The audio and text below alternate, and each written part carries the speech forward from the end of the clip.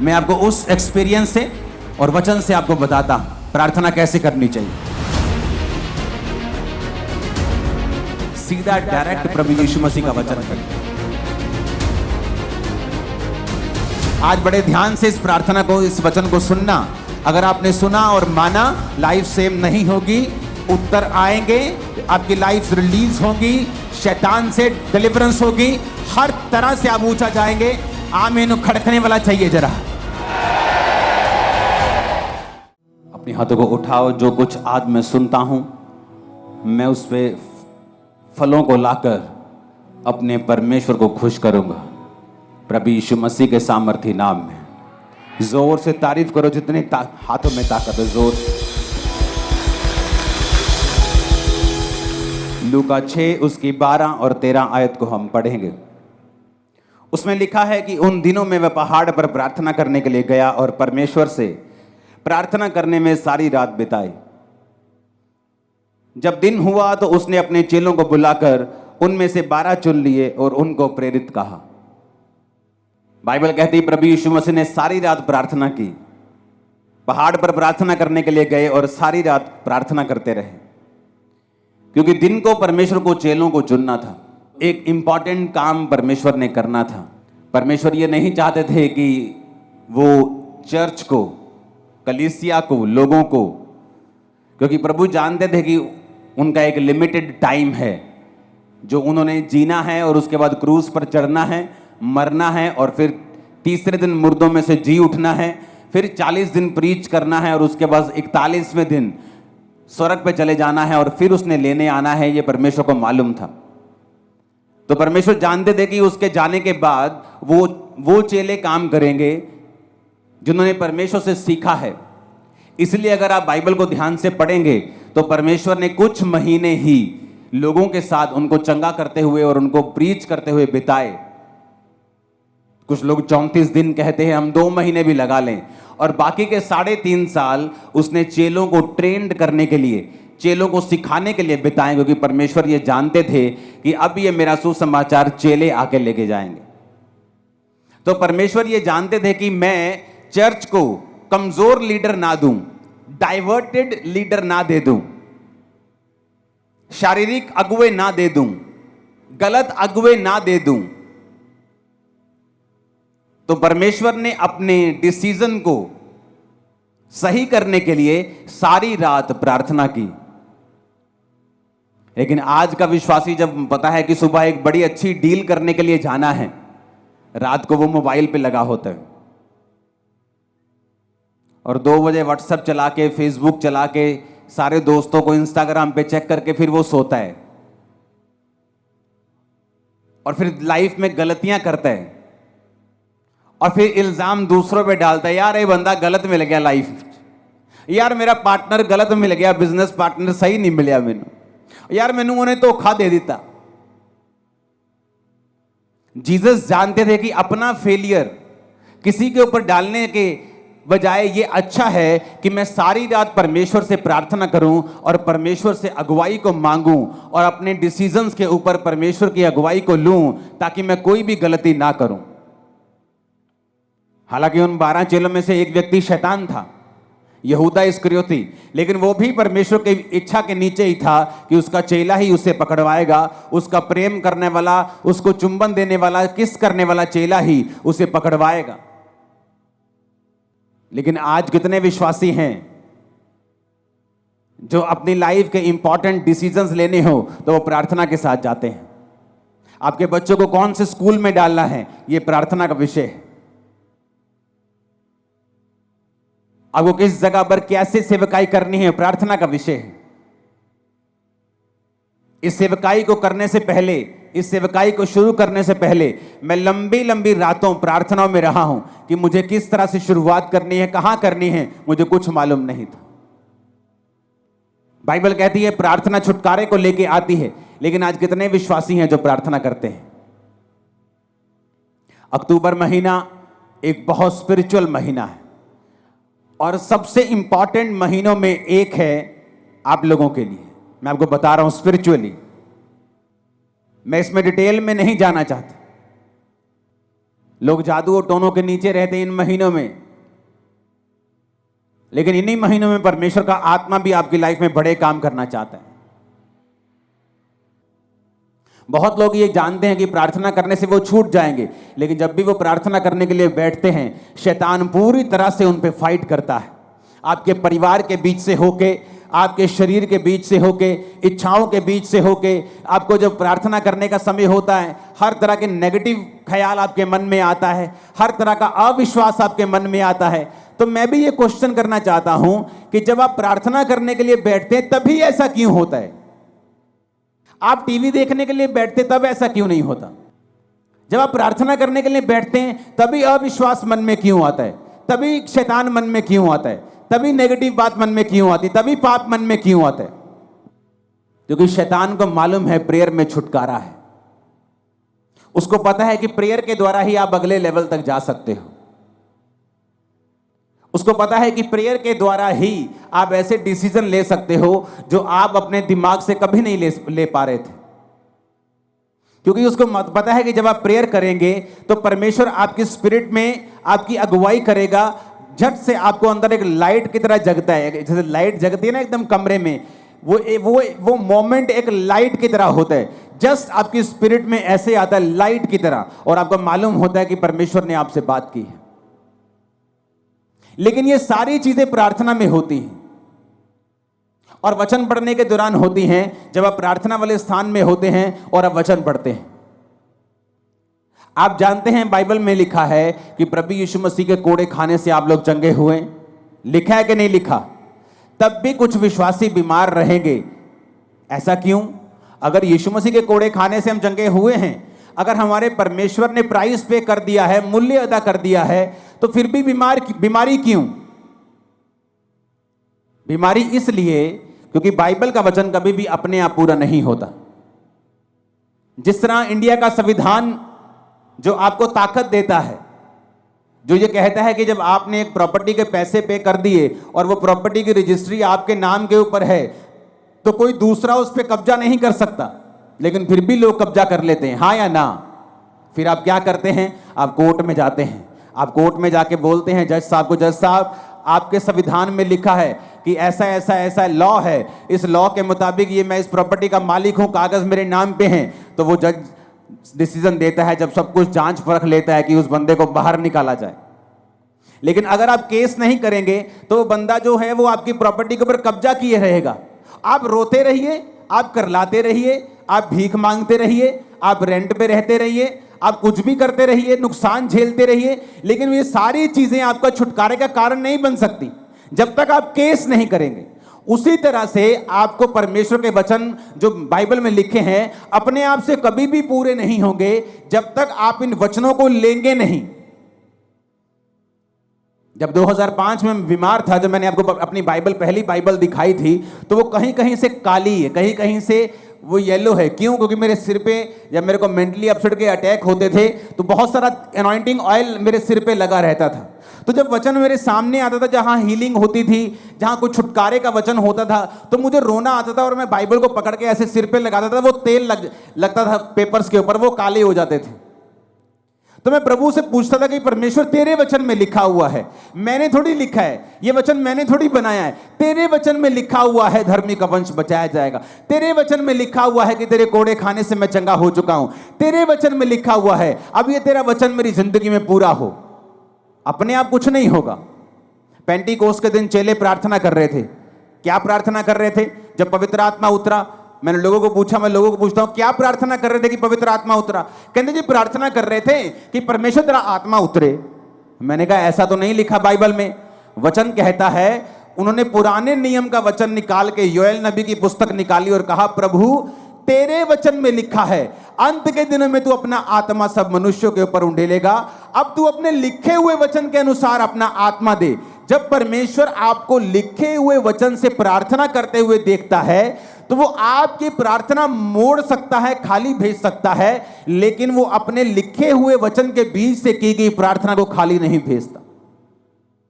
कितने मेरी बात को समझ रहे हैं? जब आप जज को बोलते हैं जज साहब इसको छोड़ दीजिए, ये अपनी मां का एक लौता बेटा है, इसकी मां मर जाएगी, तो जज इस बिहाफ पर गुनहगार को छोड़ता नहीं, आप कुछ भी मत बोलिए जज को, ये अकेला बेटा है कि इसकी मां के 14 बच्चे हैं, छोड़ दीजिए। आप ये बताइए जज को कि ये प्रूफ है जी, ये निर्दोष है। जज और कुछ नहीं पूछेगा, उसको छोड़ देगा, हाँ या ना। उसी तरह से आप परमेश्वर को धमकियां देते हैं, प्रभु मेरा अभी मैं तो अभी जवान हुई हूं। आप धमकियां देते हैं, प्रभु मेरा बच्चा अभी छोटा है। आप धमकी देते हैं, प्रभु मेरे पास पैसा नहीं है तो मेरी मां को कैंसर कैसे हो आप धमकियां देते हैं, उसका कोई भी असर परमेश्वर पे नहीं होगा, क्योंकि वो लिखे हुए वचन से बीच में से जो प्रार्थना की जाती है उसको वो सुनता है और उत्तर देता है, क्योंकि वो अपने वचन का इनकार नहीं कर सकता। एक विश्वासी को कैसे प्रार्थना करनी चाहिए, आज बड़े ध्यान से इस प्रार्थना को, इस वचन को सुनना। अगर आपने सुना और माना, लाइफ सेम नहीं होगी, उत्तर आएंगे, आपकी लाइफ रिलीज होगी, शैतान से डिलीवरेंस होगी, हर तरह से आप ऊंचा जाएंगे। आमीन खड़कने वाला चाहिए जरा।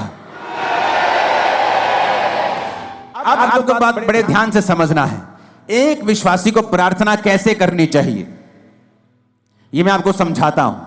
ये मैं उन लोगों को समझाता हूं कई बार जो मेरे पास मिलने के लिए आते हैं, लेकिन आज मैं आप सबको समझा रहा हूं। एक विश्वासी को प्रार्थना कैसे करनी चाहिए, कौन सी प्रार्थना है जिससे आपकी लाइफ में रिजल्ट आता है। अब आपने ये बात समझ ली कि प्रार्थना जरूरी है, प्रार्थना नहीं करेंगे परमेश्वर उत्तर नहीं देगा। उसने लिखा है मांगो तो दिया जाएगा। वचन, ये आप बोलेंगे वचन में तो लिखा है कि परमेश्वर मांगने से पहले जानता है तुम्हें किन वस्तुओं की जरूरत है। हाँ, वो जानता है तुम्हें किन वस्तुओं की जरूरत है, लेकिन देता तभी है जब तुम मांगते हो, क्योंकि वो अपने वचन को पूरा करता है। मांगो तो दिया, ढूंढो तो तुम, खटखटाओ तो तुम्हारे लिए खोला जाएगा। अब शैतान बुरी कोशिश करता है कि जब तुम प्रार्थना करने के लिए बैठो, तुम्हें फोन याद आ जाए, तुम्हें सॉन्ग याद आ जाए, तुम्हें कुछ बात याद आ जाए, तुम्हें काम याद आ जाए, एनीथिंग पॉसिबल, पॉजिटिव और नेगेटिव एनीथिंग वो आपको याद करवाएगा, क्योंकि उसको मालूम है कि प्रार्थना ही एक ऐसा एक लौता माध्यम है जिसके द्वारा तुम परमेश्वर के साथ जुड़ते हो और आगे बढ़ते हो, और परमेश्वर का आत्मा तुम्हारी अगुवाई करता है। जो मैंने अपनी मसीह लाइफ में देखा है, मैं आपको उस एक्सपीरियंस से और वचन से आपको बताता हूं प्रार्थना कैसे करनी चाहिए। आपको दिन में सुबह प्रार्थना करनी चाहिए, आपकी पर्सनल प्रेयर, जिसमें आप सिर्फ अपने लिए, अपने परिवार के लिए, अपने काम के लिए, अगर आप पास्टर हैं तो अपनी सेवकाई के लिए आप प्रार्थना करते हैं। अगर आप सुबह 1.5 घंटा प्रार्थना करने बैठे हैं, क्योंकि उसके बाद आपको काम पे निकलना है, तो आपको पौना घंटा प्रार्थना करनी है, 45 मिनट। आधा घंटा आप वचन पढ़ें और बाकी का 15 मिनट आप वचन को खोलें और अपनी लाइफ के मुताबिक, मान लीजिए एक विश्वासी बीमार है, वो नीति वचन को निकाले 3 को, वो यशाया 54 को, वो भजन संहिता 103 को, वो इस तरह के वचन निकाले जहां परमेश्वर ने आपको शारीरिक चंगाई की वायदा किया है। आप उस वचन को पढ़ें कि परमेश्वर तेरे वचन में लिखा है।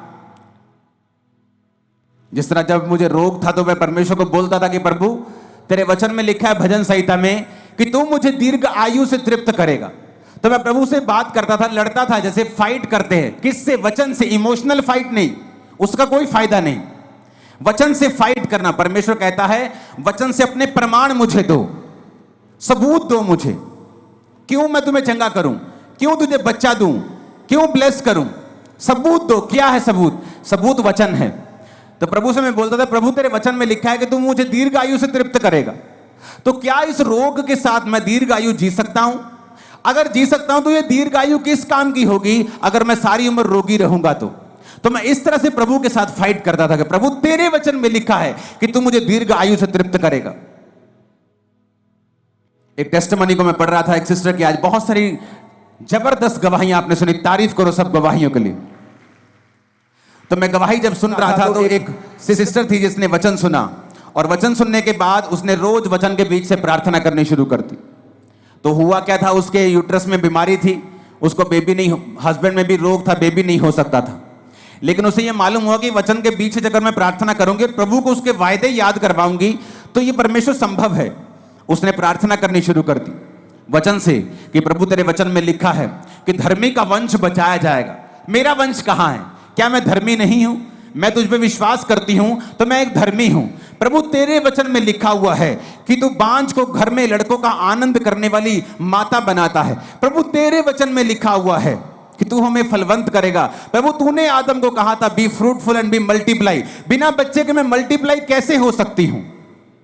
तो उसने रोज क्या किया, वचन के बीच से प्रभु को प्रार्थना करनी शुरू कर दी। 2-3-4 साल कुछ नहीं हुआ, कोई फर्क नहीं, लेकिन उसकी बॉडी थोड़ी अच्छी हो गई, लाइफ अच्छी हो गई, वो चलती रही चलती रही चलती रही।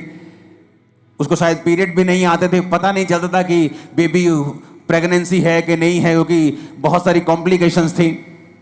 एक दिन अचानक अपने रेगुलर डॉक्टर से जब चेकअप करवाने के लिए गई, वो 2nd मंथ की प्रेग्नेंट थी और परमेश्वर ने उसको एक बेटा दिया। उसके बाद परमेश्वर ने उसको एक बेटी दी, दोनों जीवित हैं। आप जब सुबह प्रार्थना करने के लिए उठें तो अगर आप 1.5 घंटा प्रार्थना करते हैं तो 45 मिनट प्रार्थना करें। उसमें आपको क्या बोलना है? आप कुछ भी बोलें, वो परमेश्वर है, वो कोई बाबा नहीं है कि आप एक वर्ड थोड़ा इधर उधर बोल देंगे तो वो आपकी जान ले लेगा या आपको श्रापित कर देगा। एक छोटा बच्चा जब अपनी मां के पास आता है और 1 साल का होता है और बोलता नहीं पूरा, या मामा मामा जा जा ऐसे करता है, तो उसकी मां उस गुस्सा नहीं करती। उसकी मां पहचान लेती है इसको क्या चाहिए, इसको दूध चाहिए, इसको खाना चाहिए, इसको दाल का पानी चाहिए, इसको वॉशरूम आया है, वो पहचान लेती है। आपका पिता भी ऐसा है, आपका हेवनली फादर भी ऐसा है। जब आप 45 मिनट प्रार्थना में बैठेंगे तो उसका थैंक्स करें, उसकी वर्शिप करें, उसको शुक्र कहें, सब बातों के लिए उसका थैंक्स करें, आप उसके साथ बात करें। वो आपका पिता है, वो बाबा नहीं कि आपको मार देगा। आपको 2 चीजें गलत पढ़ देंगे तो वो आपको कत्ल कर देगा या आपको श्रापित कर देगा, ऐसा नहीं है। लेकिन वो ऐसा परमेश्वर भी है जो ये कहता है कि अपना प्रमाण मुझे दो, जो ये चाहता है कि उसके बच्चे एक्टिव रीति से ये जाने कि वचन में क्या लिखा है और वचन में कौन सी चीजें हैं, क्या अधिकार हैं हमारे पास वचन के बीच से जो हमें इस्तेमाल करने हैं। तो जब आप सुबह प्रार्थना करने के लिए 45 मिनट उठे और आपने प्रार्थना की, आपने थैंक्स किया, आपने वर्शिप की, आपने प्रभु का थैंक्स किया, 45 मिनट हो गए, आपने आधा घंटा बाइबल पढ़ी। अब अगले 15 मिनट, आधा घंटा बड़ा इंपॉर्टेंट है। उसमें क्या करना है? वचन निकालना है जो आपकी लाइफ से संबंधित है। आपको हीलिंग चाहिए, हीलिंग के वचन निकालें। आपको बच्चा चाहिए, उस बच्चे के वचन निकालें। जहां परमेश्वर ने आपको वंश आशीषित करने का आपको वायदा किया है, परमेश्वर ने कहा वो व्यक्ति जो परमेश्वर की इच्छाओं पर चलेगा और उससे उसका डर मानेगा, परमेश्वर उसको उसी मार्ग पे चलाएगा जिससे वो प्रसन्न होता है, उसका वंश पृथ्वी पर पराक्रमी होगा। तो परमेश्वर कहते तुम्हारे बच्चे जो होंगे पृथ्वी के ऊपर पराक्रमी होंगे, बड़े बड़े काम करने वाले होंगे, डरपोक बच्चे नहीं होंगे।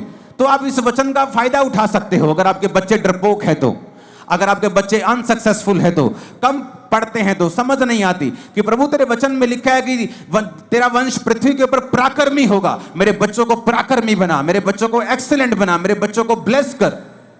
हर एक चीज के लिए बाइबल में परमेश्वर का वायदा है, वचन है।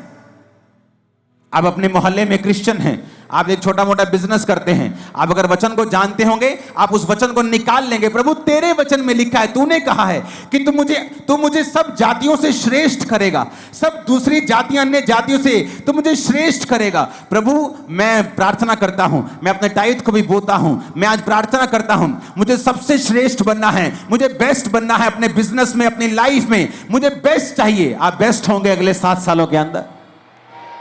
लेकिन क्या आपने वो मांगा? नहीं, आपने मांगा नहीं। आप चाहते हैं हो, आप विश करते हैं प्रभु मुझे हील कर दे। आप जीनी के पास नहीं है कि आपने रगड़ा और जीनी निकला और आपने कहा क्या चाहिए, उसने कहा क्या चाहिए, आपने कहा मुझे चंगा कर दो। परमेश्वर कहता मांगो तो दिया जाएगा, अपने प्रमाण दो, अपना मुकदमा लड़ो। आज लोगों को इतना भी मालूम नहीं है कि जो उन्हें चाहिए बाइबल में कहां लिखा है। कुछ का बहाना है वो तो अनपढ़ है। आज अगर तुम्हारी बहन वेस्टर्न यूनियन में 10,000 रुपए भेज दे इंग्लिश में लिख के, तुम भाई साहब 15 मिनट में पैसे निकाल के ले आओगे। तुम्हें पता है किससे पढ़वाना है, किसको 10 रुपए का लालच देना है, किस पोते को बोलना है, किस पोती को बोलना है 100 रुपए देके और पैसे निकलवा के लेके आने। लेकिन जब बाइबल पढ़ने का समय आता है, आपको ट्यूशन रखनी चाहिए। अगर आप अनपढ़ है तो 2 महीने में बाइबल पढ़नी सीखो, खुद समझो बाइबल में कहां कहां वो वचन लिखे हैं जो आपको जरूरी चाहिए, जो आपके लिए एक हथियार की तरह काम करेंगे। ऊंची आवाज में हालेलुया बोलो जरा। अगर आप प्रार्थना नहीं करेंगे इसका मतलब आपने प्रभु से मांगा नहीं, आपने मांगा नहीं, आपने पाया नहीं। उसने कहा मांगो तो दिया जाएगा। तो मेरी प्रार्थना कैसे होती थी? सुबह जब प्रार्थना करो तो मैं लिखे हुए पॉइंट्स के साथ प्रार्थना करता, मुझे ये चाहिए, वो पॉइंट लिखना, उस पॉइंट के हिसाब से वचन निकालना और प्रभु को कहना प्रभु तेरे वचन में लिखा हुआ है, मैंने नहीं लिखा, तूने लिखा है, तूने लिखा है अपने वचन में, इस वचन को परमेश्वर मेरी लाइफ में पूरा कर। वचन के साथ 15 मिनट के लिए लास्ट प्रार्थना करना, वचन से परमेश्वर को याद करवाना। अगर आपको कोई सीरियस प्रॉब्लम है तो उसके बाद आप शाम को प्रार्थना करें फिर 1.5 घंटा, और उसके बाद सेम वही प्रार्थना रात को करें 1.5 घंटा। अगर आप ठीक हैं, आपकी लाइफ में ओके है, आप ब्लेस्ड हैं, आप 1 घंटा 1 घंटा 1 घंटा आप 3 बार प्रार्थना करें रोज। सुबह 1 घंटा, शाम को 1 घंटा, रात को 1 घंटा। आप शाम को 1 घंटा नहीं दे सकते, आप काम, बिजनेस वूमन है, आप काम करने जाती हैं, आप एक बिजनेसमैन हैं, तो आप सुबह को 1.5 घंटा, रात को 1.5 घंटा परमेश्वर को दें। अपने दिन की शुरुआत प्रार्थना से करें, रात का अपना दिन का अंत प्रार्थना से करें। आप परमेश्वर को लिखे हुए वचनों से बताएं कि आपको क्या चाहिए, अपने पॉइंट्स को लिख कर रखें, उन पॉइंट्स के हिसाब से बाइबल के वचन निकालें और फिर परमेश्वर को उन वचनों से बताएं कि परमेश्वर मुझे ये चाहिए क्योंकि तेरे वचन में ये लिखा हुआ है। अगर आप अपना मुकदमा नहीं लड़ेंगे, अगर आप अपना मुकदमा पेश नहीं करेंगे, आप वचन के बीच से होकर लड़ाई नहीं करेंगे तो आपको नहीं मिलेगा। अब अपने आप में अंदर एक पंजाबी कहते झाती मार के देखो अंदर जरा कि कितनी प्रार्थना करते हैं आप, या जो आपको चाहिए कि आपने उसे इनफ मांगा है, जो आपको प्रभु से चाहिए क्या आपने उसके लिए फाइट की है, क्या आपने उसके लिए लड़ाई की है? नहीं की। अगर केस बड़ा हो, आम बुखार हो तो पैरासीटामोल से ठीक हो सकता है, लेकिन बुखार अगर टीबी की वजह से हो तो टीबी की दवाई खानी पड़ती है। केस बड़ा है, कैंसर बड़ा है, बीमारी बड़ी है, प्रार्थना आधे घंटे की है, बस यही बोलते रहते बेड पे बैठे प्रभु कुछ कर, प्रभु मैंने चंगा कर, और ये नहीं कहते प्रभु तेरे वचन में लिखा है तेरे कोड़े खाने से हम चंगे हुए। आज मैं वचन के बीच तेरे पास आता हूं, तूने कहा है तू संकट के दिन तू मुझे पुकार तो मैं तुझे उत्तर दूंगा।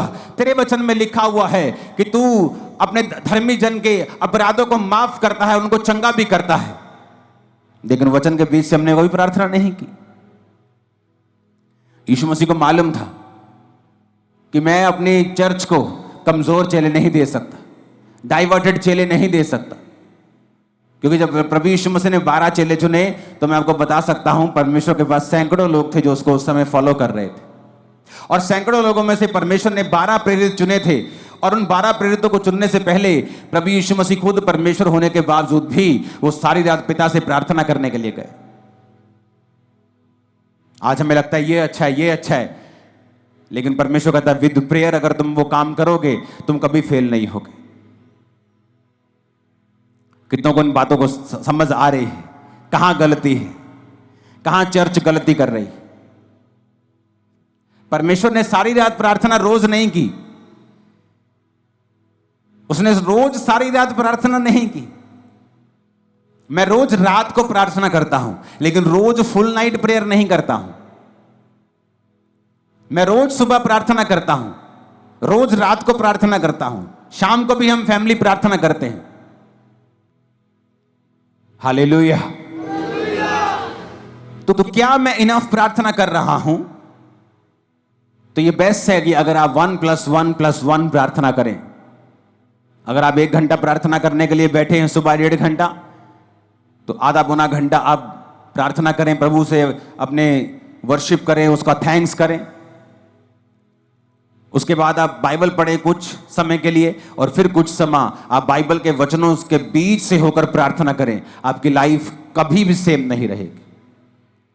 अगर आपको इस बात का प्रमाण देखना है तो एक काम करें, अपनी बाइबल के पीछे एक पेंसिल ले लें और अपनी बाइबल के पीछे पेंसिल से अपने प्रेयर पॉइंट लिखें, आपको क्या क्या चाहिए।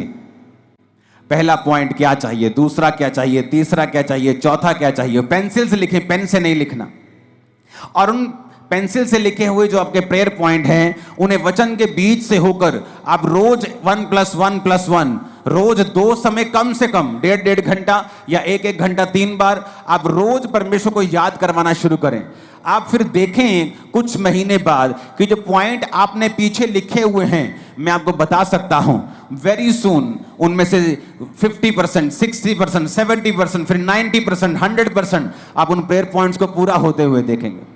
आप देखेंगे कोई रह ही नहीं गया, आप आगे ऐड करते जाएंगे, वो नए होते जाएंगे, लेकिन जो आपने पुराने ऐड किए होंगे आप देखेंगे कि किस तरह से परमेश्वर ने आपकी लाइफ में वो काम किया। और जो आपके प्रेयर पॉइंट पूरा हो गया उसे मिटे दें, उसे मिटाकर पेन लें और बाइबल में ही कहीं पर एक बहुत से बाइबल में खाली पेजेस होते हैं, उस पेन से लिखें गवाही कि ये प्रेयर पॉइंट आपका था, इस तारीख को परमेश्वर ने इसको पूरा कर दिया। जो प्रेयर पॉइंट पूरा होता जाए बाइबल के पीछे पेन से लिखते जाएं। आप हैरान हो जाएंगे इस प्रार्थना को करने के बाद, इस तरह की प्रार्थना को करने के बाद जब आप 1 साल के बाद अपनी बाइबल देखेंगे तो आपके नीले पॉइंट ज्यादा होंगे और काले वाले कम होंगे। आप देखेंगे वो पूरे हो रहे हैं। और जब भी आप देखेंगे कि शैतान आपको इस प्रार्थना करने से क्यों रोकता रहा है, उसको मालूम है इसी प्रेयर में रिजल्ट आना है। शैतान को पता है कि इसी प्रार्थना के द्वारा आप छुड़ाए जाएंगे, इसलिए वो पूरी संभव कोशिश करता है कि आपको इस प्रार्थना से दूर रखा जाए, क्योंकि प्रार्थना में छुटकारा है ये शैतान जानता है। परमेश्वर ने क्या कहा, इतना सिंपल और इतना पावरफुल परमेश्वर ने वचन दिया। परमेश्वर ने कहा एक नगर में एक विधवा थी और एक अधर्मी न्यायी रहता था। न्यायी मतलब एक जज रहता था, लेकिन अधर्मी था, पापी था। तो विधवा बार बार उसके पास जाकर बोलती थी मेरा न्याय चुका और मुझे मुद्दई से बचा, मुझे फलाने बंदे से बचा, मेरा न्याय कर। तो बाइबल कहती है, परमेश्वर कहता कि वो अधर्मी, वो पापी न्यायी क्या सोचता है कि ये विधवा आकर बार बार मेरे नाक में दम ना कर दे, इसलिए मैं इसका काम कर देता हूं। तो परमेश्वर ने कहा सुनो वो अधर्मी क्या कहता है। अब जो व्यक्ति दिन रात परमेश्वर के नाम की दुहाई देता है, परमेश्वर ने कहा क्या मैं उसका न्याय नहीं करूंगा? जो व्यक्ति दिन रात मेरे नाम की दुहाई देता है, क्या मैं उसका न्याय नहीं चुकाऊंगा? क्या मैं उसकी प्रार्थना नहीं करूंगा? ये कौन कह रहा है? सीधा डायरेक्ट प्रभु यीशु मसीह का वचन है ये। प्रभु यीशु मसीह अपने मुंह से अपने लोगों को समझा रहे हैं कि एक विधवा बार बार जाने से एक पापी बंदे से न्याय ले सकती है। तो प्रभु कहता है कि अगर तुम मेरे पास दिन और रात मेरे नाम की दुहाई दोगे, मैं तुम्हारा न्याय क्यों नहीं करूंगा? मैं तुम्हें क्यों नहीं छुड़ाऊंगा? मैं क्यों तुम्हारी प्रार्थना का उत्तर नहीं दूंगा? मैं क्यों तुम्हें नहीं बंधनों से आजाद करूंगा? पर कंडीशन क्या है? अगर वो दिन रात मेरे नाम की दुहाई दें। आप एक दिन प्रार्थना करेंगे सुबह, आपने प्रार्थना की प्रभु तेरे वचन में लिखा है धर्मी का वंश पराक्रमी होगा। प्रभु अपने बच्चों के लिए प्रार्थना करता हूं, अपने लिए हीलिंग के लिए, डिलीवरेंस। आप प्रार्थना करते हैं वचन के बीच, आप वही प्रार्थना फिर शाम को करते हैं, वही प्रार्थना फिर आप रात को करते हैं, फिर सुबह, फिर दोपहर, फिर शाम, फिर रात, फिर सुबह, फिर शाम, फिर रात, फिर सुबह, फिर शाम। परमेश्वर को आप दुखी कर देंगे और वो जवाब देगा। वो अपने वचन का इनकार नहीं कर सकता, वचन को डिनाई नहीं कर सकता। अगर आप वचन के बीच से उससे लड़ेंगे, वो आपको उत्तर देगा। हाथों को उठाओ, अगले 5 मिनट में जेड़ियां आए हैं। अद्भुत अनुग्रह मुझ पे है,